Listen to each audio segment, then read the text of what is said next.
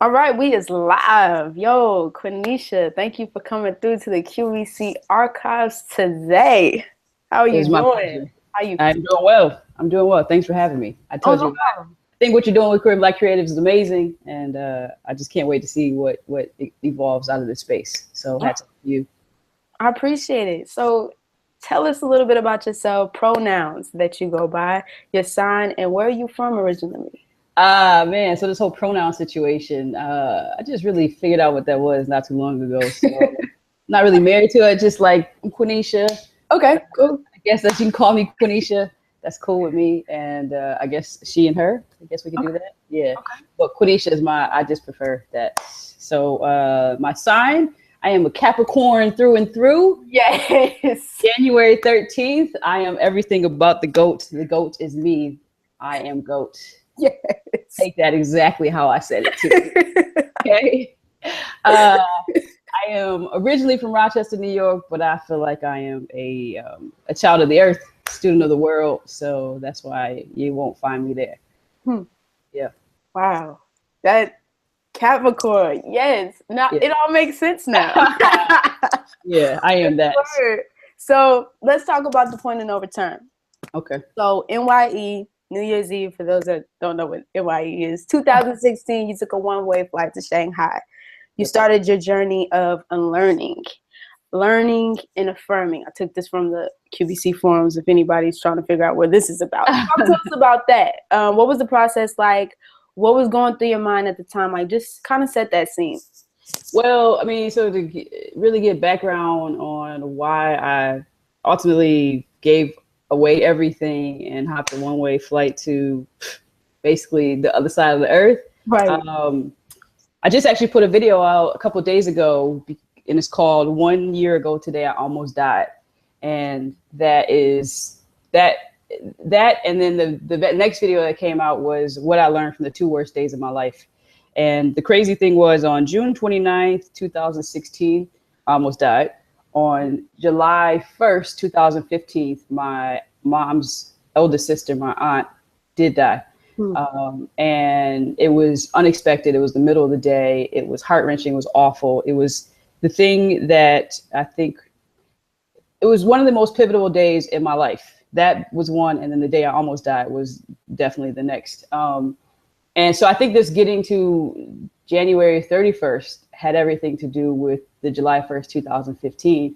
And then everything that happened like beyond that, because when my aunt passed away, it wasn't like she was sick, it wasn't like we went to a hospital and you have like you see your elders, they progress over time and you can kind of figure, okay, they lived a good life, they did these things, and I saw life leaving their body, so I understand that. But when you get a phone call in the middle of the day and you're just having a good time and you just going to check on your mom that's at your aunt's house, and you get there, and on the way there, I have actually a YouTube video you guys can check out that kind of go into the details of it, but a quick overview. On the way there, my sister called me back and said, I don't want you to find out in any kind of crazy way, but Auntie Cheryl just passed away. And that was terrible. It was awful. I was sitting at a green light and I couldn't turn. And I only was sitting at that green light because I went the wrong way on accident, even though I knew exactly how to get there. And she only lived a few minutes from me, so I would have gotten there on time. And, it was just, but I know that moment was something I needed to have because my aunt was single. She had no children, and my aunt was gay. And she had lived in the closet for probably all of her life. And so at the time, I was dating guys. I wasn't dating anybody at that moment, but up until then, I definitely identified as heterosexual.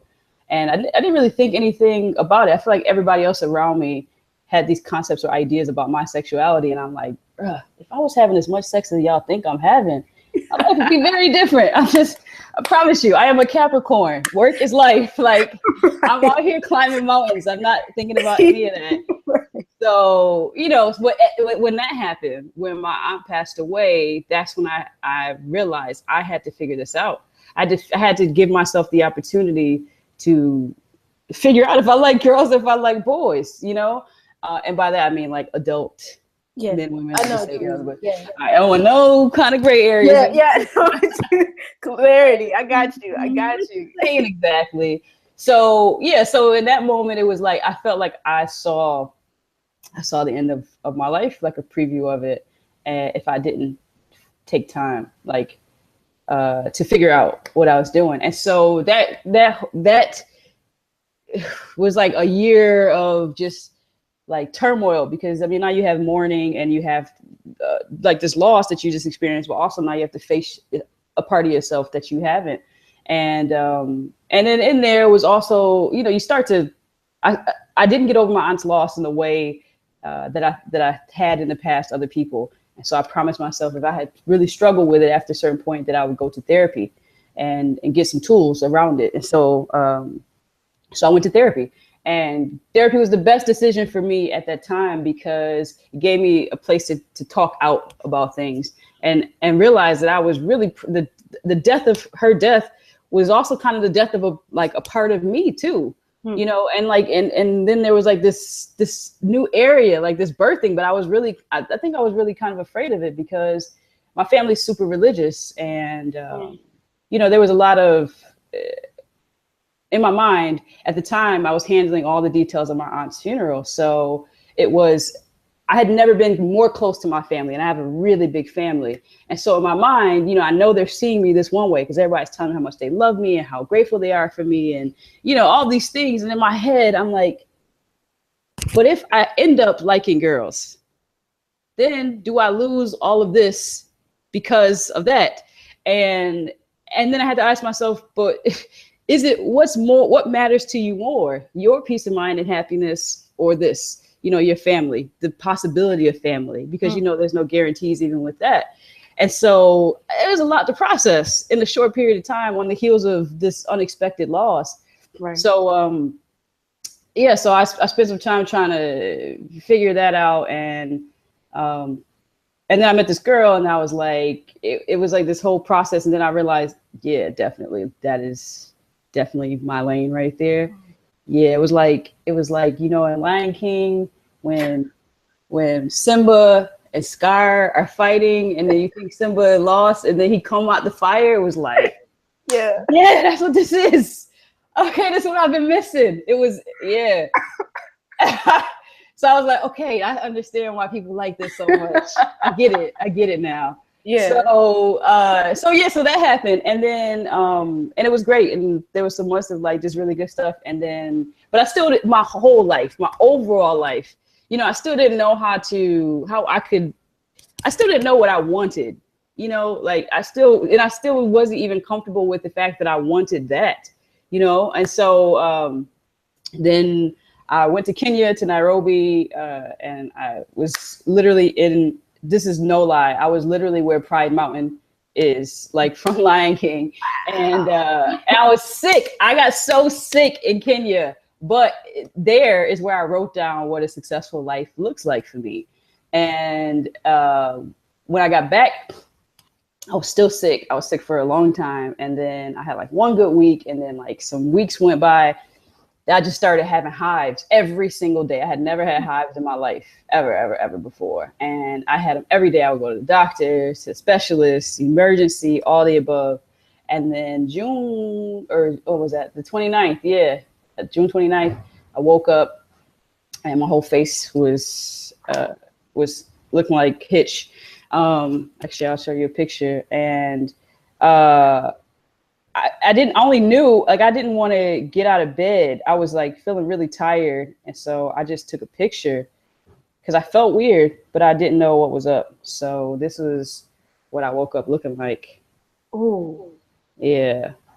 So I was like, but I had an allergist appointment that day. So I was like, I'll just ride it out to my appointment. But then I realized the reason why I couldn't really get out of bed is because I couldn't really breathe. So I was like, call my mom.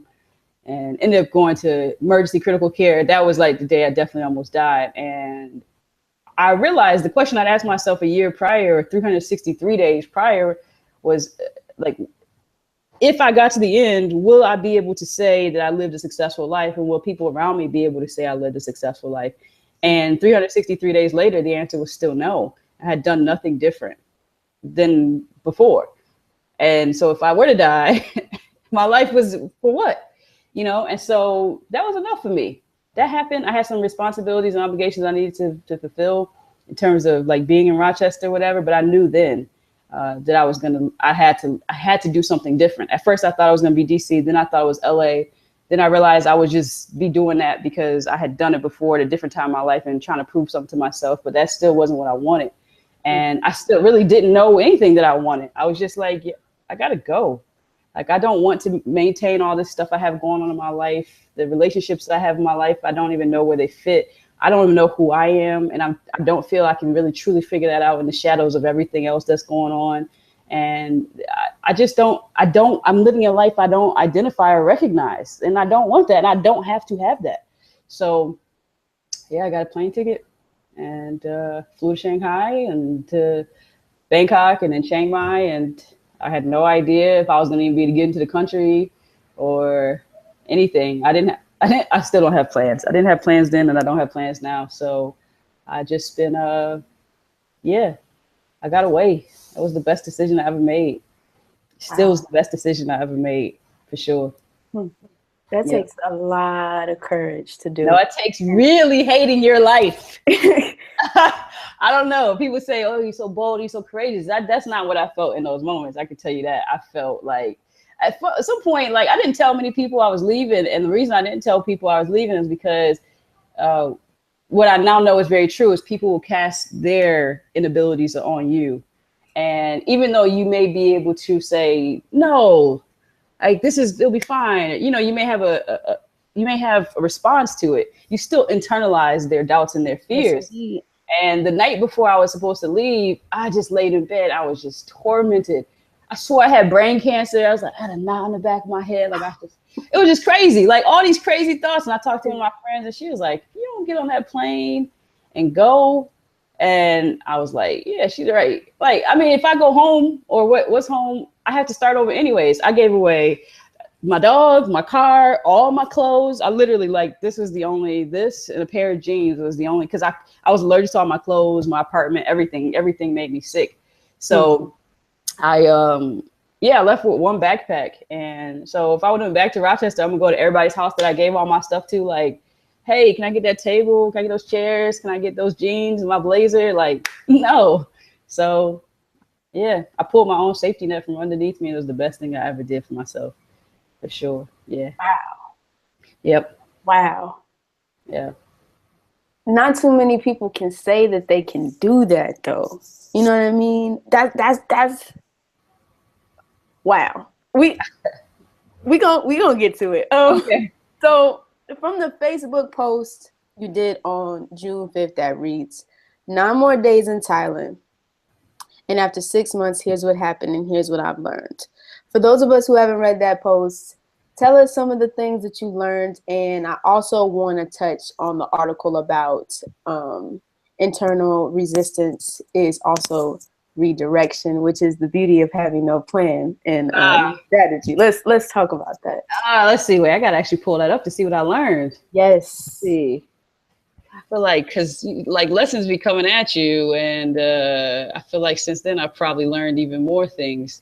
Wait, what day you said? June 6th, right? Yeah, okay. June 5th.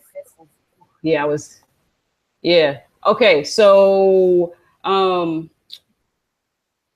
first thing I learned was that my peace of mind had to come before everything and everyone else, and I had to almost be to the point of anger in expressing that. Like, my mother used to tell me when I was younger, and I didn't truly take it to heart or really understand it until now. Like, don't be people's garbage can.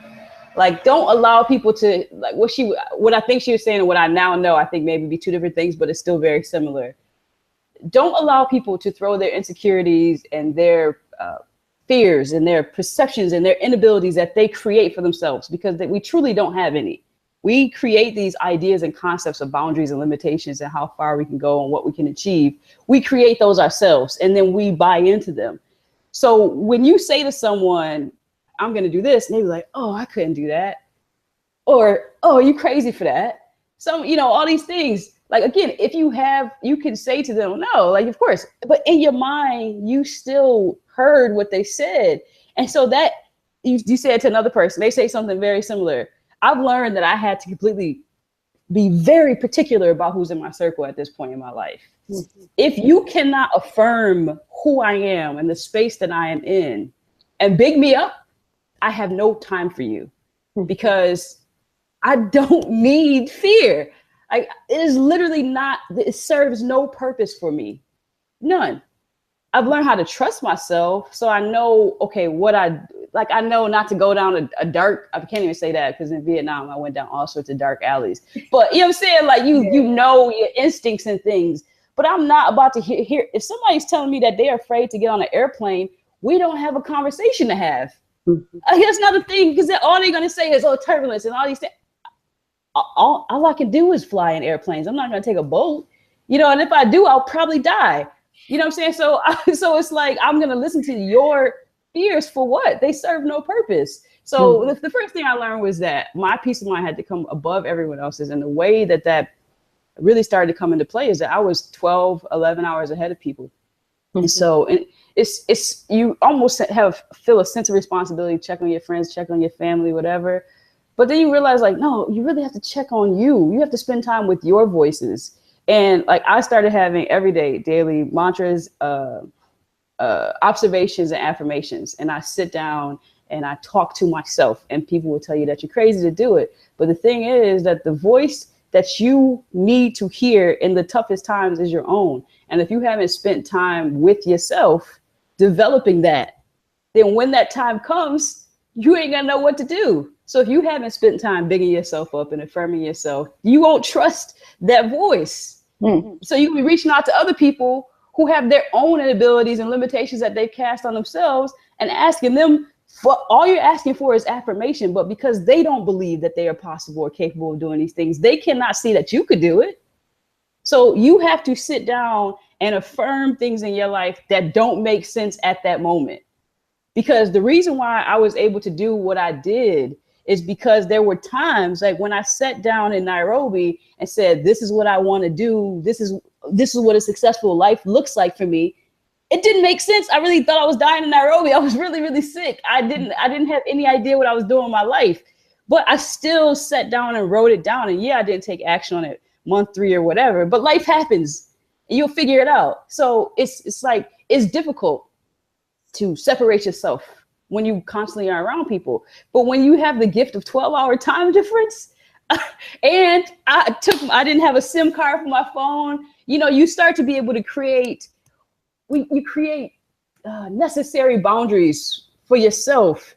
And like, you all right? Yeah, I'm good. You speaking the gospel right now.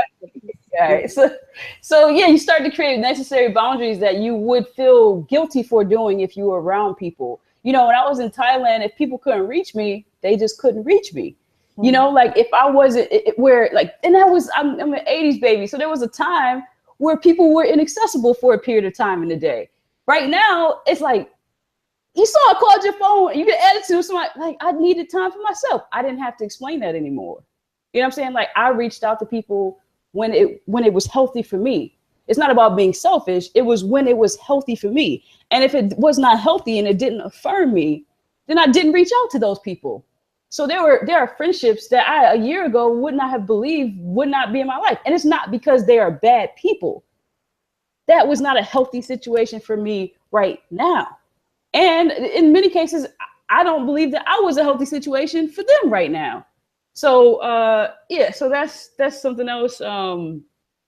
Let's see, being able to identify people that love and lift me just because it's their nature. Woo. Listen, my mother always tells me that, like, we love hard, and because we love hard, it's difficult to find people that are able and capable of accepting that. That's just what it is. And it's even more difficult to find people that reciprocate that. And so what I found myself doing is getting into these relationships and friendships where it was very one-sided. And I felt that all I needed was the ability to love. I didn't think for a long time that I needed love. One of my affirmations that I had to put in place was I deserve. I was made to love, and I was made to be loved in return. I was made to give love, and I was made to receive love. And in the beginning, when I said that, even now, my heart drops a little bit because there's a part of me that doesn't truly believe that. But that's why I have to say it, even when it doesn't make sense. So I've been having to tell myself, and every day I've been having to tell myself that. And when you tell yourself that, and then something contrary comes, I'm gonna tell you when you start to believe that. You don't believe that in those moments where you're just talking to yourself. You believe that right after somebody done effed you up and somebody done broke your heart and you sitting in bed and you don't know what to do and you say that to yourself. It's when you're most broken that those affirmations really can take ground, but you had to have been saying it to yourself before. And it's like, I can remember time and time again, like when my heart was broken, I was driving back on my blogs. I talk about this. I'm driving back and I'm listening to Jasmine Sullivan and Mona Lisa. And I'm saying I'm a masterpiece. I am crying and snotting in this car. I look like a destroyed masterpiece at best. Okay. I am like so devastated. I drove an hour and 45 minutes with that on repeat, saying it over and over and over. And then when I got to Thailand on my last night in Chiang Mai, which is in North Thailand, I got on my motorbike and I just threw my headphones in, and you know what song started playing? Mona Lisa. And I just started smiling so hard and singing it so loud because my life was fundamentally different. Everything about my life was exactly what that song said. Like, I am no longer afraid to show the world, like, this is who I am. But I can, in that moment, I'm like, I remember when I did not believe this, but I had the audacity to still tell myself this. And now on my last night here, this is the gift that is given to me to remind me of how far my words and my actions have taken me. So yeah, so many things in here. This other thing, I don't have to be nice when reacting to people so flagrantly projecting their self-assigned limits, insecurities, and fears. Like, I have zero tolerance for it. I just don't. People try to dress up their fears and limitations as concern for you. And it's like, no, that's not any of my business. Keep that to yourself. That's not concern. That's just literally not concern. That's you not being able to recognize that you have a self-assigned fear and you have a self-assigned limitation, and you want me to buy into that so you have some company in your misery. And I just don't, no. So yeah, so there's some people I mute them, I erase. There are some people I just directly say, but then there's some people it's just not worth having the conversation, either because I know at some point, down the road, we'll eventually be friends, and this is just not the season for that friendship, or I just don't care, quite frankly. Like, if your phone come up, your name come on my phone again, I'll be like, yo, bro, just don't hit me. We're not in the same place, and that's okay. So another very important thing I learned is that my brain needs new challenges and new adventures and new experiences, and is my responsibility to make that happen for myself. I started to realize that my life had become as limited as my vocabulary. And what I mean by that is, like, you get into conversations. When I started being in foreign countries where people their first language wasn't English, you start to learn that you have to find different ways to communicate. You either have to learn their language or you have to be dancing, basically. You got to figure out how to communicate. And then that's when you start to realize the power of language, right? Which also says to you, okay, the language that I do speak, do I speak it enough or well enough to really be able to get people to understand what I'm feeling in this moment? Because your life is limited or expanded by the ability for you to communicate your words. And so I started having experiences that I could not find the words to describe. I just lacked them. And the reason I had lacked them is because up until then, I had had so many of the same experiences, I didn't need new words, right? Or you can say stuff like, well, you know what I'm saying? You get what I mean? But when you're in a different country where they lack those societal contexts that, you and I may share because we're Black. Right. I say, I'll walk into a store and they look at me like this. You know exactly what I mean. Right. I can't explain that feeling to somebody in Thailand. They don't know what I mean. So then that started making me think, okay, the people that I communicate with in English, did they know what I meant? Is there a better way for me to have said that? Is there a more succinct way for me to have described that? Or did I make them feel what I meant when I said that? And so it's like Angela Davis, for example. I went to see her speak right before I left. She got up, she gave a speech, and for like 3 minutes, I had no idea what any of the words meant that she said, but I knew exactly what she was saying. And I was like, yo, I want to be just like that.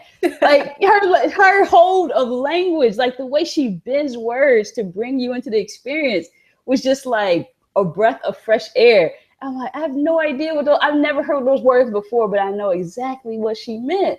You know, and so it's like, I realized that my life was so lacking color. And I realized that because a person came into my life and I would tell them just before I left, like, man, you bring color into my life. And I would just always say it to her, you bring color into my life. And it made me realize that I hadn't had it before, you know? And so now I recently was telling her how much I appreciate her coming and leaving and coming back in my life or whatever.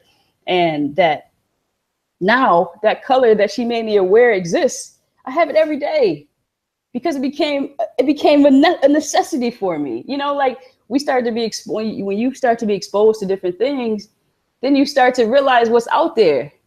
You know, and then you start to realize, like, that's why I say fear is not a thing I need.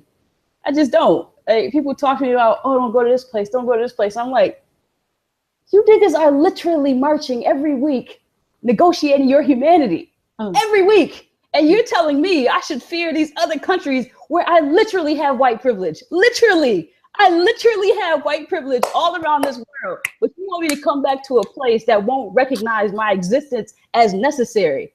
I'm not doing that. I'm just not. America literally in world history is a teenager.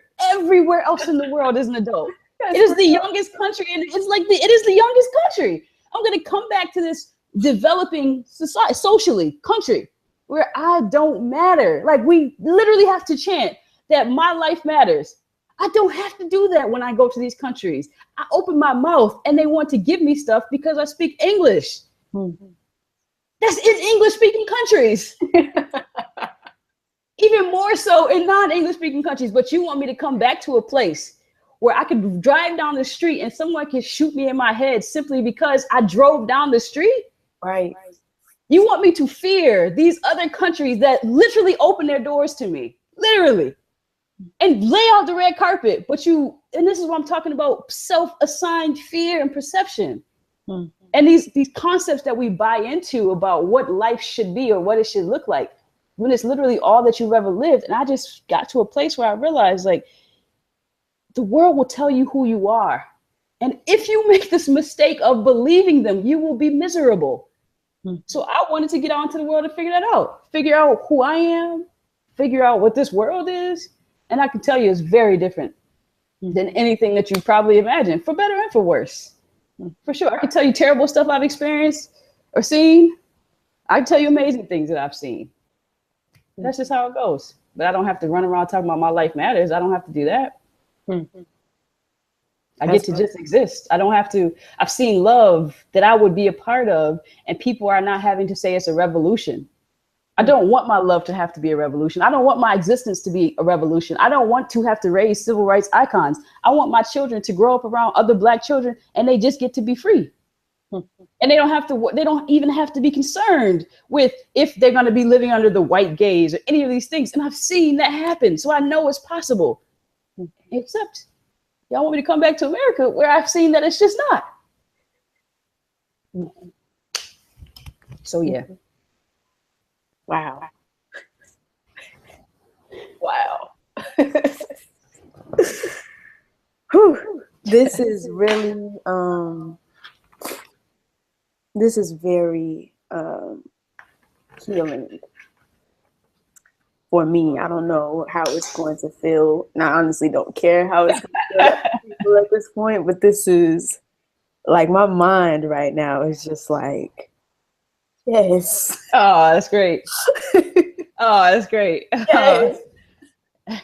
That's great. Like this is an amazing way to wake up this morning. I thank you for this experience. I really do. But before I get off track, because we gonna talk. Okay. Being lost and picking up without a plan. I know we kind of touched on a little bit, but the freedom that comes with it. Did you have to transition, which you kind of touched on, to that mentality, or was it something that just came naturally to you? I know we talked about it, but No, I was lost in my life. I was lost in life. I can remember once before I left, I would talk to my friend Simone, and I would literally just sit in my bed and I would be on the phone with her. I'd be like, bruh, now I need you to understand I am a Capricorn, okay? Right. We have a plan and a strategy for everything. Okay, everything. It is my nature. It is within me to know. I have the conversation. I'm person A and person B, and when we have the conversation in real life, I know exactly what you're gonna say. I am a Capricorn. Okay, Simone is a Capricorn. Okay, I'm such a Capricorn. My best friends are Capricorns. That is what I'm trying to explain to you. Okay, I'm not even messing with you. But my two Capricorns. Okay. So I was lost in life, and I need you to understand that was the sunken place, okay? Lost. I would be on the phone with her. I'd be like, no smile. I'm laughing now, but like, yo, I'm just lost. I have no idea. Be literally saying to her, it was all good just a week ago. Like, I felt like everything was good. Like, I felt like I knew exactly. Had this girl in my life. I'm like, yeah, this is it.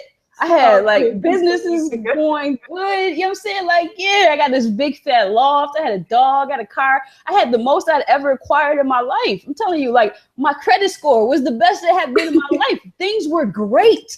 Right. And then they just weren't.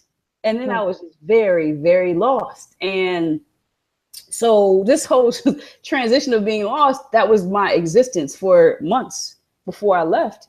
And so it was crazy because when I got to these places, when I got to Bangkok, man, Bangkok is basically New York City if everybody spoke Thai, but you spoke English. Okay, like, and with every sign is in Thai, everybody speaks Thai. And I remember when my Airbnb was this real tall building. I was like on the 45th floor or something like that. And I remember I opened the door and I was like, fuck, like, I did this. Like, I'm literally in Thailand. Like, what? I really was like, and not because when I went in, you could see the whole city, and it looked very much like Bangkok because all the waterways and stuff, you could see it. So it wasn't like I was in some, like some ritzy hotel where it feels like I could be anywhere in America. I wasn't, at the Hyatt or something. I don't know, these hotels and things. It wasn't like that. I'm literally living in a neighborhood at this point. So I'm like, it's really hitting me. And I'm tired as I want to work because I've been traveling for all these hours. So I'm like, wow. So then I was all messed up in terms of time. And I will wake up at like 3 o'clock in the morning. But I was in Bangkok. So you could eat at 4 o'clock, 5 o'clock. It didn't matter. So it finally hit me one day that like, this is truth. Walking and I'm literally lost, right? Like, in the sense that I have no idea where I'm at. If somebody said, hey, where you at? I don't know. Then I realized I'm really only as lost as my phone in my pocket.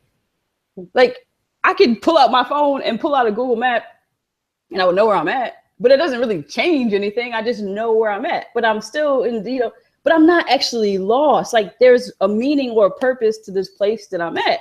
And so I started to realize, like, there's a difference between like being lost in your life and being lost in that sense, right? And that they do all serve a purpose.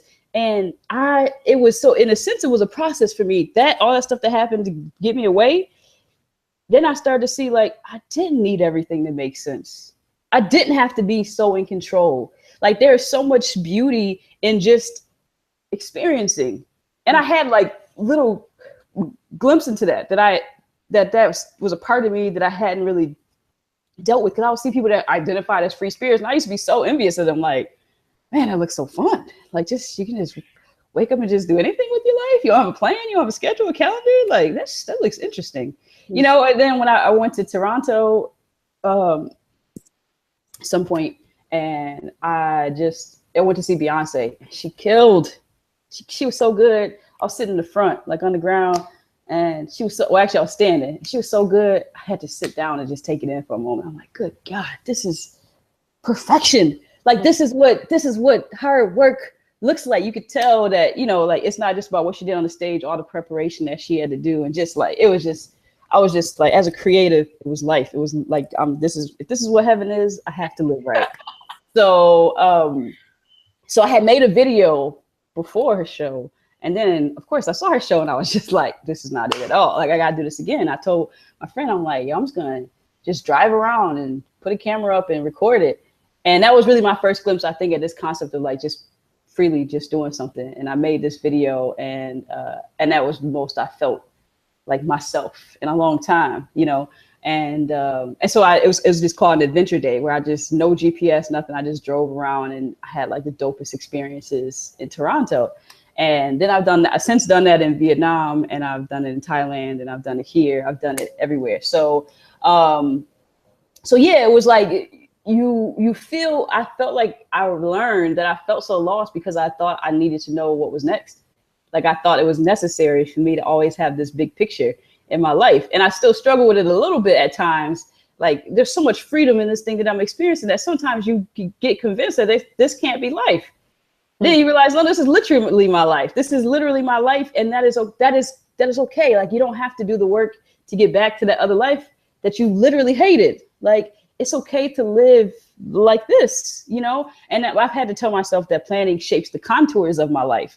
That means it gives my life some sense of shape, but I get to fill all this in, you know, however I deem necessary. So yeah, being lost and allowing myself to be literally lost in most of these places. When in Southeast Asia, I didn't even have a SIM card in my phone, you know, so I didn't have access to anything. I just would get on my motorbike and I would just drive, and I'll always end up exactly where I needed to be or wanted to be, or it was fine. You know, I always have dope experiences on the other side of it. So it was like, this being found thing is overrated, you know, like there is freedom in allowing yourself this space of not having the answers, you know, or not needing the answers. You don't have to have the answers to all things, you know? So, but I think when you're raised in church and stuff, and where you're raised where faith is actually treated as assurance, then you get so morphed into this concept that you have to have this black and white, the answers of it all. And there's always going to be, you know, something that makes sense. And sometimes it just doesn't have to, and it can still be a good time. So I have this idea for a tattoo that I want that would be like a goat, where it's like real stenciled and clean on one side and then just watercolors on the other side, because that's very much probably like the best picture I can paint of this person that I'm like continuing to discover. Wow. So, yeah. Wow. That's amazing. For real. For real. That's amazing. So tell me about a little bit about traveling and being Black and queer in Thailand and learning some Thai. I know you was in Vietnam, Singapore, then to Europe. Like, what did that take for you? I seen that video that you posted, and the people was taking pictures of you on the cover. Yeah, man, that was in Vietnam and Da Nang, and those are all mostly Chinese people, because they really have never seen Black people in their life. So, so here's the thing, like, you know, in terms of being Black and queer and all these things. So when I left the States, my biggest priority was avoiding white people, straight up, and that was, again, for my sanity. Yeah, you know, like, America is really toxic. America is really, really toxic. I know. And I mean, some of my best friends, and this is not like, oh, I'm not racist because my best friends are white. I'm saying, like, I was avoiding all the white people, including the ones in my life. And I mean that because I was avoiding everybody in my life, one, okay? And then when I was traveling, I was definitely making a point to avoid white people. So, which is fairly easy. I picked a good place to go to do that. Except if you're in Chiang Mai in the center city, then it looks like, at one point I was like, is this California or Thailand? Because I think that y'all missed the memo, because Bangkok is is Thailand. Like, they speak Thai. It is all written in Thai. Like, you feel like you're in a different country. When you go north to Chiang Mai, there's the center of the city, and it feels like California. I mean, it's the weather, because up there it's a bit cooler. And it was white people going by on Segways. I was like, is this a joke? Am I in the middle of a prank? Like, how did I get here? Like, I don't want to see you guys. Like, get me out of here. I thought it was a gang of Black people, and I was just like, yes. And that's crazy, because I grew up in a predominantly white area, but you just get to a point in your life where it's just enough, you know? Right. Nairobi was a good glimpse into something I didn't know was possible. And I didn't know it was possible to live outside of the white gaze, or to be in places and not be perceived as the other. I'd never experienced that, obviously, in America, right? So in Nairobi, people would speak to me in Swahili because they just assumed that I was Kenyan. Mm-hmm. And I would be like, oh, that's dope. But now I'm not, hello, hey. They would realize, you know, that I was American. So, but that was, so anyways, I kind of got off. Traveling, when I first left, I did not know, or I was not comfortable with the fact that I was queer, gay, or any of those things. You know, it's still it's just kind of still floating in my orbit or whatever. I think once I get booed up, then I'll be real clear on it. Yeah, you know? But yeah, so it was mostly this concept of traveling while Black. And for me, it's crazy because the biggest identity when I started traveling wasn't the fact that I was Black, it was that I was American, which is crazy because in America, it's the fact that I'm Black and I don't get to be American. Right? Yeah, but so I never felt American, or even to say more American than when I traveled. To say I've never felt more American is kind of weird because I've never felt American, right? But I've never felt American or more American than when I started traveling. Like here in England, some friends that I've made, they call me America or American or the American. That's literally what they call me. And I'm always like, wow, like that's incredible. Like that's so, I'm not like, we don't get to share in the experience of America. Like it's just not a part of it. So, so for me, it was more, when people would be like, where are you from? I would say New York. And I started to realize, like, over time, like, I truly did not identify as that wasn't a part that I got to share. I felt like a New Yorker. I didn't feel like an American. And so all my friends, that are Americans, they be like, America, and I'll be like, oh, but I mean, I have the advantage because everybody in the world knows New York, but still I didn't say it because I said it just was my nature. So for me, it wasn't even this. I don't think not in Southeast Asia, I think like this whole, the way we see Black or race, I'm struggling with this because the way we identify in America is so different than the complete rest of the world. Even in England, if you say Black to somebody, they're going to say South African, or are you talking about an Ethiopian or Somalian? They're going to ask you what that's a very American identification. So if you recognize that, then you realize you can reconcile that against like my travel experience of, it really just doesn't matter. And I know like there's all these stories about like traveling while Black and all these things. Like it doesn't matter in a sense until you meet some Chinese people who've never seen Black people, but so then they want to take pictures with you and all this. Like I didn't really spend time in China. I have no real desire to spend time in China. I just don't. But because of all this world power shifting and everything, like China got a lot of money right now, so they're traveling all over the place. So when you're anywhere in the world, Paris, or especially Southeast Asia, you're going to run into high concentrations of Chinese people. So when I was at Banna Hills in Da Nang, most of those people there were Chinese people. So they were like, want to take pictures because they've never, no matter their age, old, young, they've never seen a Black person before. So they like almost think you're a superstar, like for real. It's so again, it's like some people get overwhelmed with it or whatever, like, oh, people pulling you, doing whatever.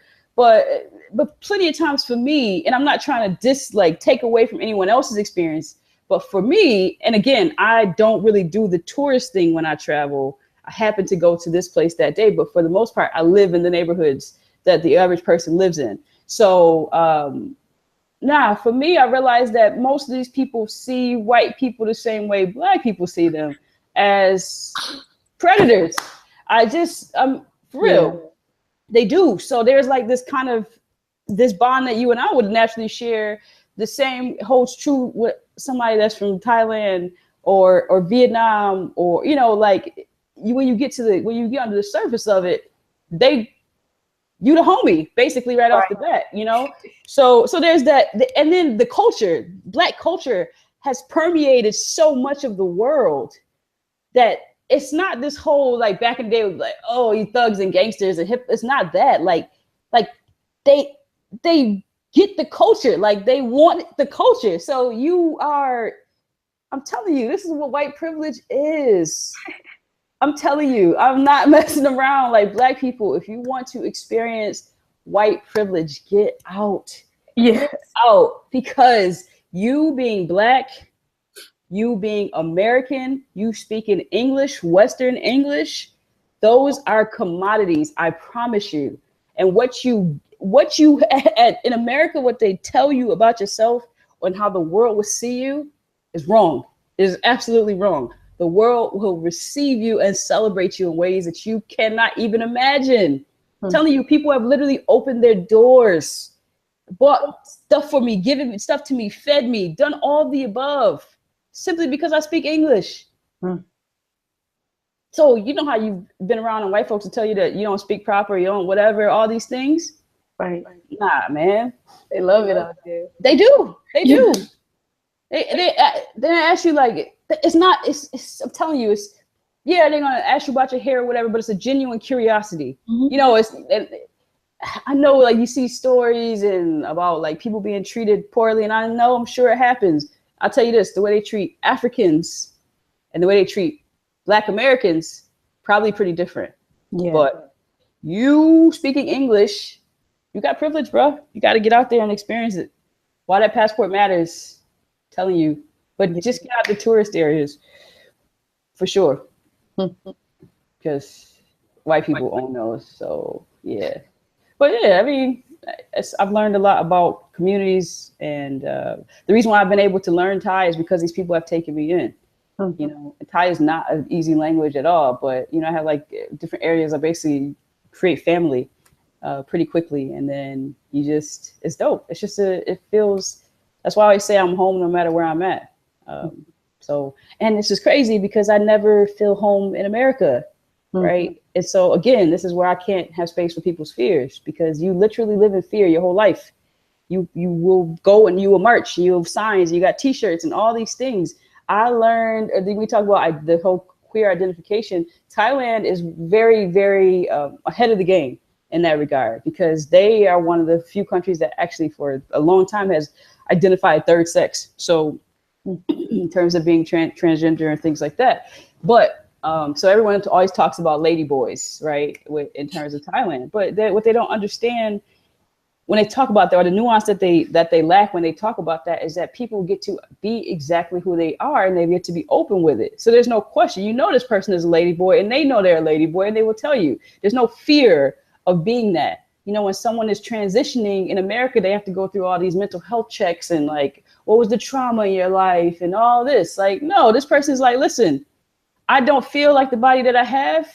I'm going to remove my boobs. Right. That's it. I don't want boobs. And so the doctor's like, okay, tomorrow, you gonna come? Okay, and we get your shots. Like, my friend was transitioning, I didn't even know it. I didn't even know it. She was like, she had to go to the hospital. I'm like, you all right? Like, you good? She's like, yeah, I just had to get some shots. I'm like, for what? She's like, testosterone. It's like, now she speaks Thai, so it was like more broken than that. But I was like, oh, and she's like, yeah, like she couldn't figure out the word for transitioning, but we worked around and got it. She pulled her shirt down, and she had 2 bandages where she used to have boobs. She's like, you come back in a year or 2, I'll have a beard and all the above. That's what I'm saying. Like, we create all these ideas. Like, if you wake up, like if you were, if you don't feel like the body that you're in, I feel like you should be able to be in the body that you recognize or feel like. And Thailand is so I said all that to say, it's not a revolution. There's not this big rally about it. It just is. So I got to see love that just was love.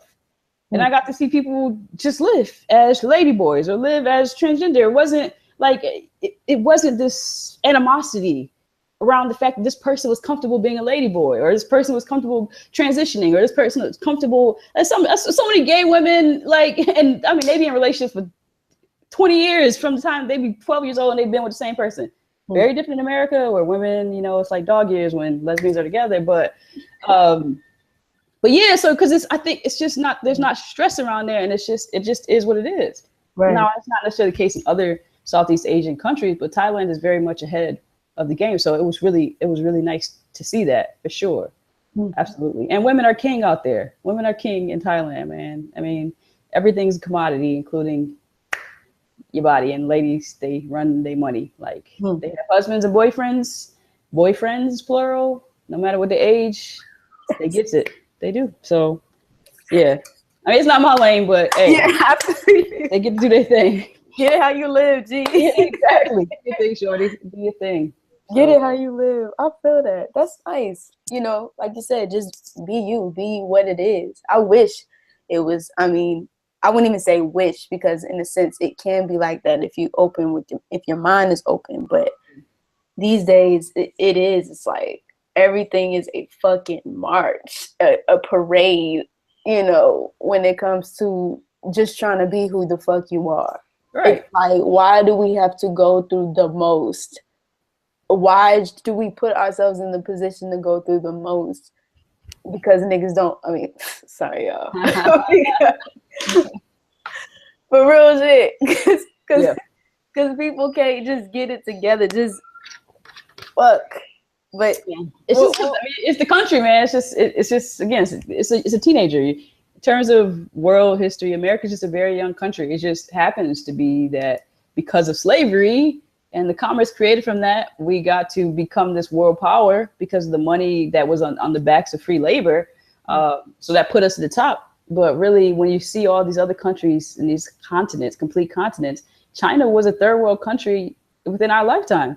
And now it's one of the top 3 world powers. Like, that's a crazy amount of time to make up such a pace when you think about how long it took America, right? And so then you look at Africa, the continent of Africa, and with the African Union, what they're doing, and all these countries that were developing, that were third world and in developing nations not too long ago, and the amount of wealth that they've been able to curate and to obtain, and to see all like people that look like us holding all this wealth and all this knowledge, they come to America, get educated, and they go home as they should, right? And so now you see this continent that's really starting to really take shape, and they got the African Union, you know. So all these places, in terms of geological powers, it really is shifting. I mean, at the same time, America has this idiot that's in office, and we going, y'all, because I'm wherever I am, going this way, and everybody else is going this way. So what it's going to be, and I'm telling you, Black folks, for real, y'all really got to start leveraging your passport. One, while it still has the power that it has, but 2,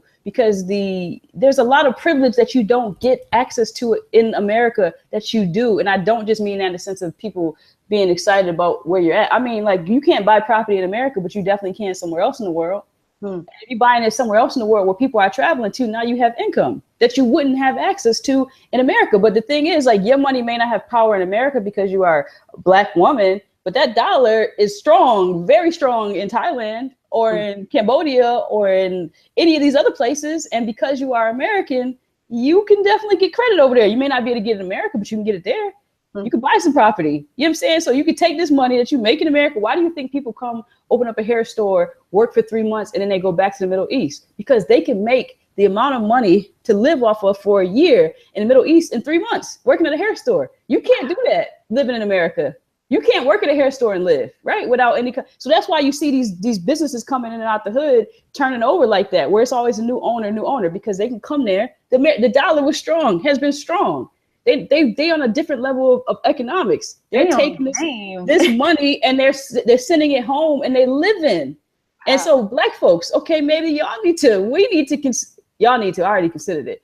Trying to like Jay-Z said, they might think I'm bougie. I'm trying to give y'all $1 million worth of information for $9.99. You know what I'm saying? But you take that American dollar and you make it work for you, because America may not recognize your existence or your privilege, but the rest of the world does.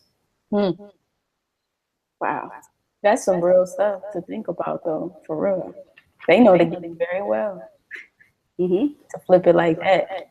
But shit, what you got upcoming? Like, I mean, I know that you kind of go by the scope, but like anything that you could think of off the top of the head. I know you're going with the flow, but just upcoming. It's funny. This I had a little breakthrough right before. The reason I was like a couple minutes late is because I'm starting this thing called the culture exchange, excuse me. And it takes exactly what I've been doing already, but it gives it a name and hopefully maybe gives it a little bit more opportunity to happen more. So basically what it will be doing, and the first video will drop like in the next day or two, is I like to be active and I like to experience cultures, but I also like to share about ours as well, and like just a natural, organic way. So basically I just like kind of film the day of me being out and being active with someone from a different place. So I have to, if you are in a different country, I need you to love where you live, and then I want to come see you. I don't want to be with anybody that don't love where they live, because if you are miserable, I have no space for you in my life. So, but basically, I would go to different countries or different places and kick it with folks, and I would learn about their culture in a fun way, like being out skiing or basketball or a day in the park. Like, people actually go to the park here, bro. Like, they really go to the park and play. We play Duck Duck Goose. What time is it, Mr. Fox? I'm telling you, I'm living my best life right now. When you see this video, you're going to see what I'm saying. We played Duck, Duck, Goose, and I had the time of my life and went down slides and did all this stuff. And I learned what they put on their pancakes, which is kind of crazy. I learned what different things are. They tried lemonade for the first time, because what they call lemonade and what we call lemonade are two different things. So it's stuff like that, like just intertwined